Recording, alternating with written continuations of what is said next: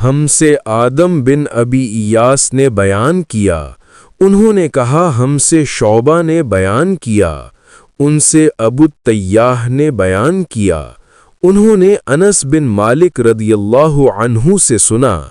उन्होंने कहा कि नबी करीम सल्लल्लाहु अलैहि वसल्लम ने फरमाया, आसानी पैदा करो, तंगी न पैदा करो, लोगों को तसल्ली और तशफ़ी दो, नफ़रत न दिलाओ।